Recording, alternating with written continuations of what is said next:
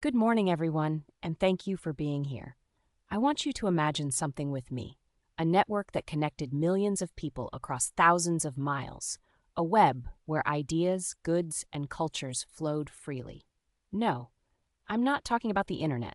I'm talking about something that existed over 2,000 years ago. Today we're exploring the Silk Road, the original World Wide Web, and you might be surprised by just how much it resembles the connected world we live in right now. Here's a thought experiment. When you send a message today, it arrives in milliseconds. On the Silk Road, a message from China to Rome took months, sometimes a year, and yet the principle was exactly the same. People separated by vast distances, finding ways to connect. So before we dive into the history, let's ask ourselves, what does it really mean to build a network? Here's our roadmap for today, and fittingly for a talk about routes, we have a route of our own. We'll begin by understanding what the Silk Road actually was. Spoiler, it wasn't a road, and it wasn't just about silk. Then we'll walk through its incredible 2,000-year timeline. After that, we'll look at what traveled along these routes. The goods, yes, but also the ideas, the art, and the beliefs that reshaped civilizations. We'll meet the extraordinary travelers who risked everything to cross these paths. And finally, we'll ask, why does a network that closed 500 years ago still matter today? Let's bust the biggest myth right away. The Silk Road was never a single road. The Chinese didn't call it that. The Persians didn't. The Romans didn't. What actually existed was a sprawling, shifting web of land and sea routes stretching over 6,400 kilometers. Think of it less like a highway and more like the internet. Multiple paths, no central authority, constantly adapting. Some routes went through the mountains of Central Asia. Others cut across the Gobi Desert. Still others traced the coasts by ship. It was decentralized, redundant, and remarkably resilient, just like the web we use today. Let's walk through time.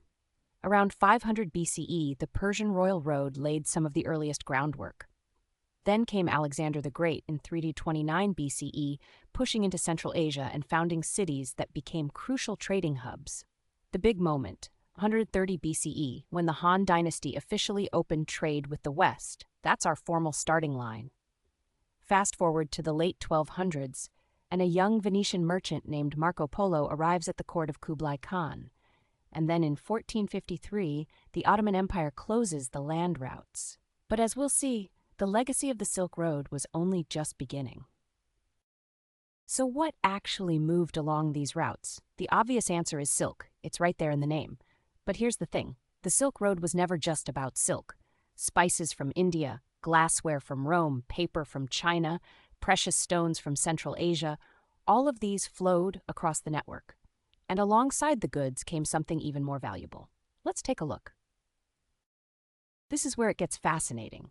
Look at this Buddhist relief from Gandhara. That's modern-day Pakistan and Afghanistan. Notice anything unexpected?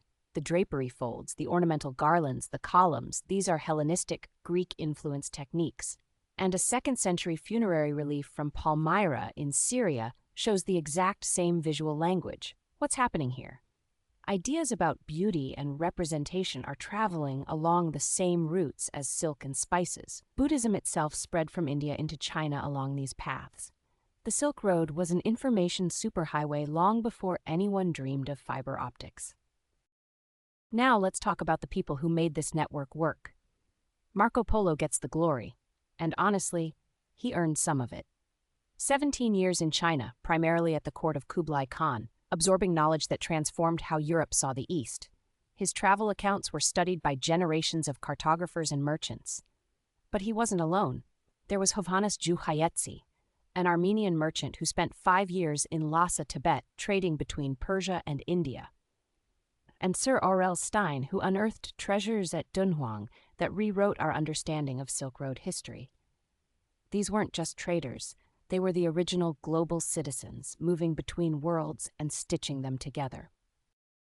Let's put some numbers on what we've been discussing. 1,500 years, that's how long this network thrived. To put that in perspective, that's roughly the time from the fall of Rome to us. 6,400 kilometers of land routes, longer than driving from New York to Los Angeles and back again, and 3 continents, Asia, Europe, and Africa, all linked together in a single, sprawling web of exchange.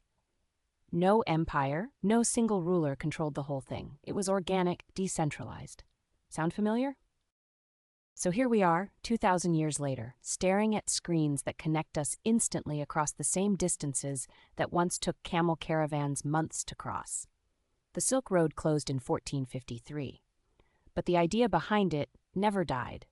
In fact, the moment the land routes closed, Europeans began looking for sea routes, which led to Columbus, Vasco da Gama, and the age of global exploration. Today, when we talk about the digital Silk Road, about fiber optic cables running beneath the same deserts, we're not just using a metaphor. We're acknowledging that the human drive to connect, to trade, to share ideas, that's one of the oldest stories we have. And it's still being written. Thank you.